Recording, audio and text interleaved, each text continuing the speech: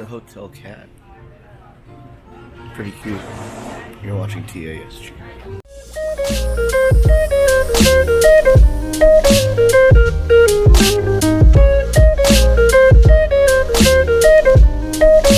Vlogs that I've done throughout the years, I've never taken the vlog to the Disneyland hotel. And yet here we are, because there's something that I do want to talk about in today's episode. First of all, I'm having the gyoza from here because the dumpling place in downtown Disney is still closed. But essentially, the Disneyland Hotel was my Disneyland in my childhood. Let me explain more in a bit. Back in my day, this monorail slide, still being under construction right now, this was not there. Nor was this bridge here. Actually, no, this bridge was here. But that swimming pool used to be themed to the ship and Skull Rock from Peter Pan. Mind you, this was only 10 years ago, and this was my childhood back then. So we weren't that rich. We weren't always annual pass holders. And so whenever we could, we tried to go for the most free experience ever. So we would come over here to the Disneyland Hotel, and we would be brainwashed into thinking that this is Disneyland. And the main attraction that was here back in my day was a fountain show that was located in this area called Fantasy Waters. I have not been back to this area since I last saw it in 2010. And it would similarly be like World of Color, because it lasted up until the time that World of Color opened. And the walls in the back would all be video panels, and the planter over there would be a fountain area, and then right here where it droops down would be a pool of fountains. The sign would say Fantasy Waters. So it is a second edition of Dancing Waters, a show that was here since 1971. We would always come here, and it would be the free show that we all thought that we had.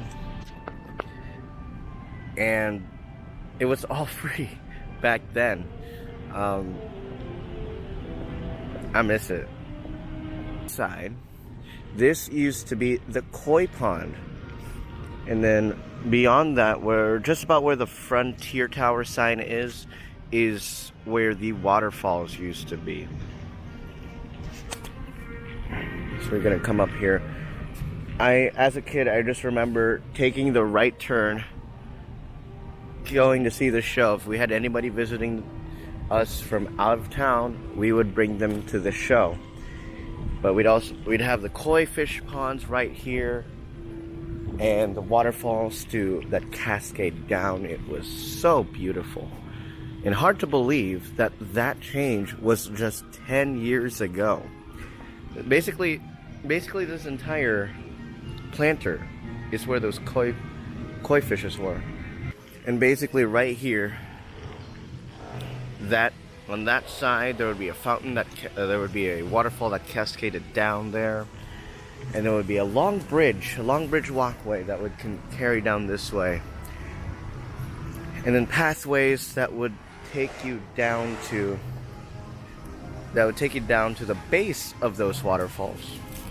And interesting to see that there's a walkway that leads to nowhere, but doesn't really, because it leads to one of these, in the shape of Mickey Mouse.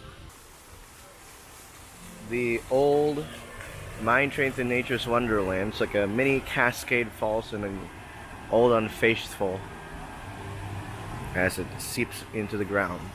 I remember there also used to be an elevator that went up the side of the Adventure Tower, and I'd ride that up and down all around. That was a fun highlight growing up in Anaheim.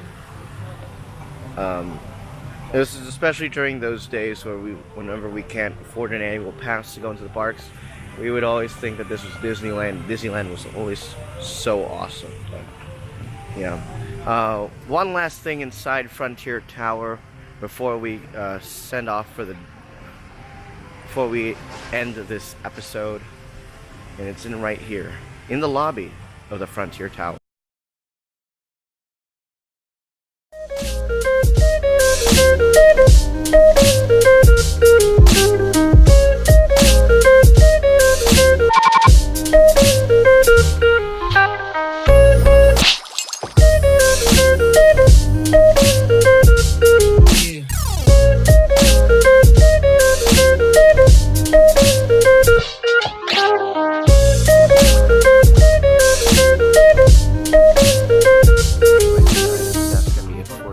Episode. I'm going to keep it quiet because it's a quiet atmosphere right here.